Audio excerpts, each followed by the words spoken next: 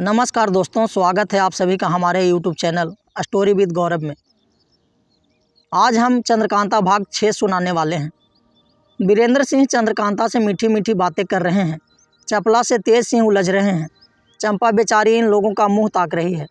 अचानक एक काला कलूटा आदमी सिर से पैर तक आबनूस का कुंदा, लाल लाल आँखें, लंगोटा कसे, उछलता कूदता इन सबके बीच में आ खड़ा हुआ। पहले तो ऊपर से नीचे दांत खोल तेज सिंह की तरफ दिखाया, तब बोला, खबर भई राजा को तुमरी, सुनो जी गुरु जी मेरे। इसके बाद उछलता कूदता चला गया। जाती दफ़ा चंपा की टांग पकड़ थोड़ी दूर घसीटता ले गया। आखिर छोड़ दिया। यह देख सब हैरान हो गए और डर गए कि यह पिशाच कहाँ से आ गया। चंपा बेचारी तो चिल्ला उठी, मगर तेज सिंह फौरन उठ खड़े हुए और वीरेंद्र सिंह का हाथ पकड़ के बोले, चलो जल्दी उठो, अब बैठने का मौका नहीं। चंद्रकांता की तरफ देखकर बोले, हम लोगों के जल्दी जाने का रंज तुम मत करना, और जब तक महाराज यहाँ ना आए इसी तरह सब की सब बैठी रहना। चंद्रकांता, इतनी जल्दी करने का सबब क्या है, और यह कौन था जिसकी बात सुनकर भागना पड़ा? तेज सिंह जल्दी से, अब बात करने का मौका नहीं रहा। यह कहकर वीरेंद्र सिंह को ज़बरदस्ती उठाया और साथ ले कमंद के जरिए बाग के बाहर हो गए। चंद्रकांता को वीरेंद्र सिंह का इस तरह चला जाना बहुत बुरा मालूम हुआ। आंखों में आंसू पर चपला से बोली, यह क्या तमाशा हो गया, कुछ समझ में नहीं आता।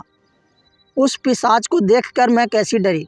मेरे कलेजे पर हाथ रख कर देखो, अभी तक धड़धड़ा रहा है। तुमने क्या ख्याल किया? चपला ने कहा, कुछ ठीक समझ में नहीं आता। हाँ, इतना ज़रूर है कि इस समय वीरेंद्र सिंह के यहाँ आने की खबर महाराज को हो गई है। वे ज़रूर आते होंगे। चंपा बोली, ना मालूम मुए को मुझसे क्या दुश्मनी थी। चंपा की बात पर चपला को हंसी आ गई, मगर हैरान थी कि यह क्या खेल हो गया। थोड़ी देर तक इसी तरह की ताज्जुब भरी बातें होती रही। इतने में ही बाग के चारों तरफ शोरगुल की आवाज़ें आने लगी। चपला ने कहा, रंग बुरे नज़र आने लगे। मालूम होता है बाग को सिपाहियों ने घेर लिया। बात पूरी भी ना हो पाई थी कि सामने महाराज आते हुए दिखाई पड़े। देखते ही देखते सब के सब उठ खड़ी हुई। चंद्रकांता ने बढ़कर पिता के आगे सिर झुकाया और कहा, इस समय आपके एकाएक आने, इतना कहकर चुप हो रही। जय सिंह ने कहा, कुछ नहीं, तुम्हें देखने को जी चाहा, इसीलिए चले आए। अब तुम भी महल में जाओ, यहाँ क्यों बैठी हो?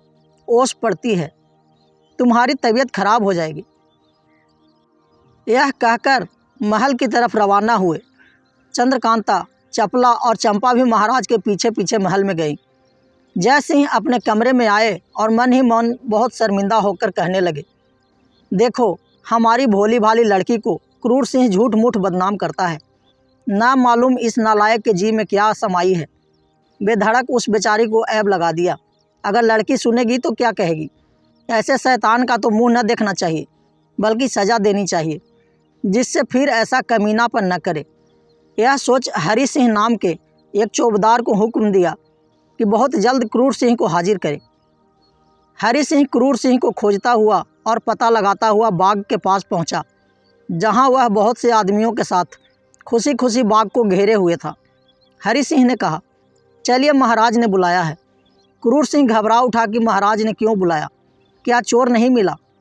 महाराज तो मेरे सामने महल में चले गए थे। हरि सिंह से पूछा, महाराज क्या कह रहे हैं? उसने कहा, अभी महल से आए हैं, गुस्से में भरे बैठे हैं, आपको जल्दी बुलाया है। यह सुनते ही क्रूर सिंह की नानी मर गई। डरता कांपता हरि सिंह महाराज के पास पहुंचा। महाराज ने क्रूर सिंह को देखते ही कहा, क्यों बे क्रूर, बेचारी चंद्रकांता को इस तरह झूठ मूठ बदनाम करना और हमारी इज्जत में बट्टा लगाना, यही तेरा काम है? यह इतने आदमी जो बाग को घेरे हुए हैं, अपने जी में क्या कहते होंगे? नालायक, गधा, पाजी, तूने कैसे कहा कि महल में वीरेंद्र सिंह है? मारे गुस्से के महाराज जय सिंह के होंठ काँप रहे थे, आंखें लाल हो रही थी। यह कैफियत देख क्रूर सिंह की तो जान सूख गई। घबरा कर बोला, मुझको तो यह खबर नाजिम ने पहुंचाई थी, जो आजकल महल के पहरे पर मुकर्रर है। यह सुनते ही महाराज ने हुक्म दिया, बुलाओ नाजिम को। थोड़ी देर में नाजिम भी हाजिर किया गया।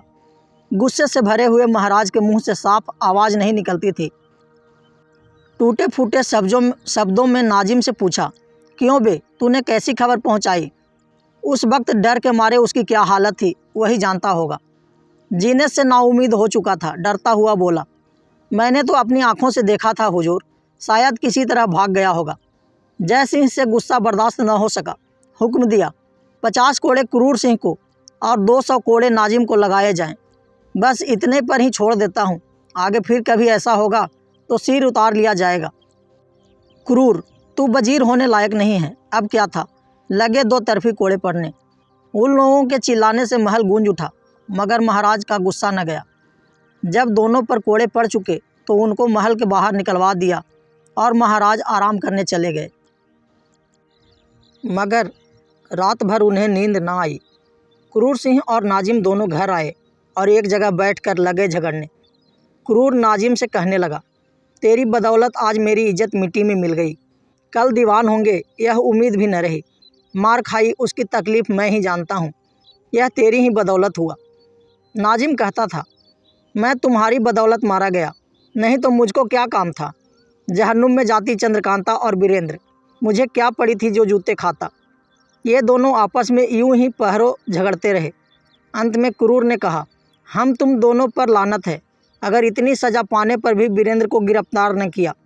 नाजिम ने कहा, इसमें तो कोई शक नहीं कि वीरेंद्र अब रोज़ महल में आया करेगा, क्योंकि इसी वास्ते वह अपना डेरा सरहद पर ले आया है। मगर अब कोई काम करने का हौसला नहीं पड़ता। कहीं फिर मैं देखूं और खबर करने पर वह दोबारा निकल जाए तो अब की ज़रूर ही जान से मारा जाऊंगा। क्रूर सिंह ने कहा, तब तो कोई ऐसी तरकीब करनी चाहिए जिससे जान भी बचे और वीरेंद्र सिंह को अपनी आंखों से महाराज जय सिंह महल में देख भी ले। बहुत देर सोचने के बाद नाजिम ने कहा, चुनारगढ़ महाराज शिवदत्त के दरबार में एक पंडित जगन्नाथ नामी ज्योतिषी हैं, जो रमल भी बहुत अच्छा जानते हैं। उनके रमल फेंकने में इतनी तेज़ी है कि जब चाहो पूछ लो कि फला आदमी इस समय कहाँ है, क्या कर रहा है या कैसे पकड़ा जाएगा, वह फ़ौरन बतला देंगे। उनको अगर मिलाया जाए और वे यहाँ आकर कुछ दिन रहकर तुम्हारी मदद करें तो सब काम ठीक हो जाए। चुनारगढ़ यहाँ से बहुत दूर भी नहीं है, कुल 23 कोस है। चलो हम तुम चलें और जिस तरह बन पड़े उन्हें ले आएं। आखिर क्रूर सिंह ने बहुत से हीरे जवाहरात अपनी कमर में बांध 2 तेज़ घोड़े मंगवा नाजिम के साथ सवार हो उसी समय चुनारगढ़ की तरफ रवाना हो गया और घर में सबसे कह गया कि अगर महाराज के यहाँ से कोई आए तो कह देना कि क्रूर सिंह बहुत बीमार है। दोस्तों, यह सीरीज़ आपको कैसी लग रही है हमें कमेंट करके अवश्य बताएं तथा हमारे चैनल को भी सब्सक्राइब करें। धन्यवाद।